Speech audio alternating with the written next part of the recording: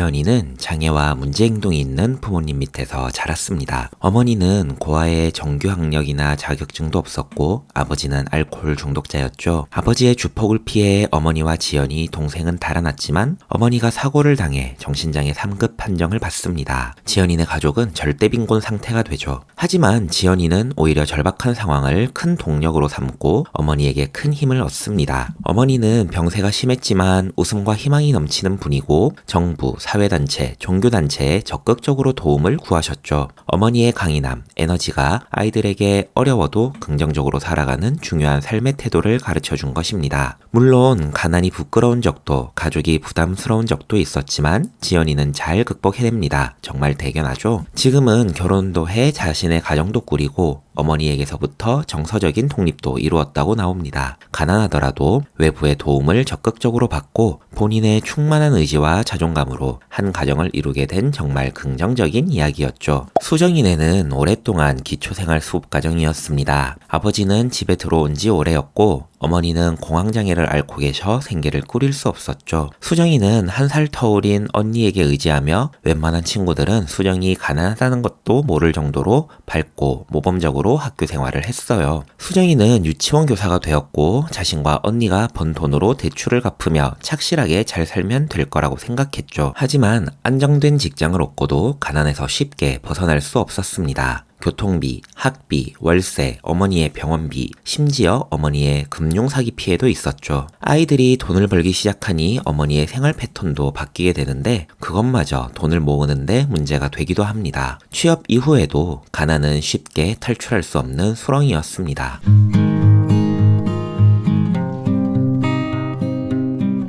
안녕하세요, 곰사장입니다. 북극 서점에 와주셔서 감사합니다. 오늘 소개해드리고 싶은 책은 강진아 작가님의 가난한 아이들은 어떻게 어른이 되는가입니다. 강진아 작가님은 고등학교 선생님이셨어요. 학교에 여러 날 나오지 않은 학생이 있어 가정 방문을 해 사정을 알아보니 가정불화로 인해 할머니가 손주를 등교시키지 않았던 거죠. 그 당시엔 아이를 지켜줄 수 있는 제도도 없어 작가님께서 커다란 충격을 받았다고 소회하십니다. 그 이후로 학교 사회복지를 공부하시면서 지역 아동센터에서 아이들을 직접 만나며 청소년들의 성장 과정을 살펴보시게 된 거죠. 빈곤 가정에서 자란 8명의 아이들을 10년 넘게 교루하며 쓴 책입니다. 3, 4년에 한 번씩 아이들을 만나며 이야기를 이어왔고 이 책은 그 이야기가 담긴 것입니다. 오프닝에서 말씀드렸던 2명의 이야기는 8명의 이야기 중 발췌한 것이에요. 아이들의 삶을 이야기하며 중간에 인터뷰가 들어가 있고 한 아이의 이야기가 끝날 때마다 진로, 삶, 미래 등으로 뒷이야기를 구성해 놓았습니다. 책의 제목이 그 자체로 이 책을 요약합니다. 가난한 아이들은 어떻게 어른이 되는지를요. 아이들이 어떻게 어른이 됐는지는 각각 다르지만 가난이 아이들에게 얼마나 큰 고통이었는지는 비슷합니다. 제목이 던져주는 메시지에서부터 이 책을 읽고 나서까지 계속 부채감을 느꼈습니다. 사회의 어른으로 아이들에게 어떤 관심을 보였는지를 계속 반문하게 되더라고요. 하지만 이 책을 다른 분들께도 추천하고 싶다고 마음먹은 건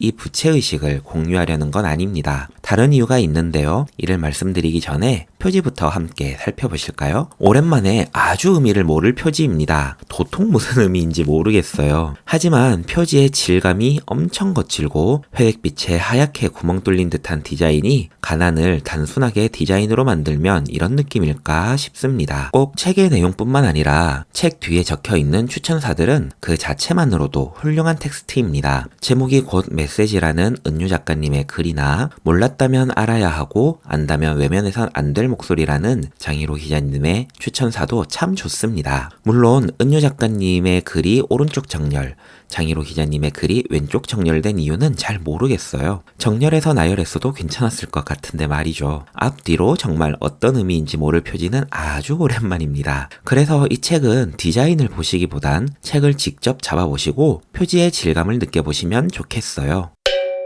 개인적으론 가슴속 깊이 남은 부채감이 이 책을 오래 기억에 남게 할 것 같습니다. 하지만 다른 분들께 이 책을 추천하고 싶은 건 이 책이 바라보고 있는 가난에 대한 정의를 함께 공유하고 싶기 때문입니다. 책에선 1950년대의 학설인 하위 문화를 먼저 설명합니다. 가난에 대한 오래된 시각으로서 특히 빈곤의 대물림에 대해서는 경제나 사회 문제가 아닌 가정 내의 개인의 문제로 취급한 학설이죠. 운명, 무력감, 의존심, 열등감 등을 가난의 원인으로 짚으며 가난의 문제를 개인으로 돌립니다. 내가 조금 더 열심히 산다면, 너의 능력이 뛰어났다면 이라는 이유를 붙이게 되죠. 삶을 살아가는 데 있어선 꼭 가난한 아이들이 아니더라도 혼자서 힘을 내고 노력하는 건 쉽지 않습니다. 주위의 격려와 지원이 필요하죠. 가난에 노출된 아이들은 빈곤과 결핍으로 특히 더 노력과 능력을 펼치는 게 쉽지 않은데요. 그때 필요한 게 바로 주위의 협력, 사회의 조력이라고 합니다. 빈곤의 가장 큰 문제는 단순히 재화의 부족이 아니라 개인이 역량을 펼치는데 필요한 주위의 협력과 조력의 박탈로 그것이 개인의 아주 작더라도 일부의 성공 경험을 빼앗아가면 빈곤이 대물림되는 불평등한 사회 구조로 고착된다는 것이죠.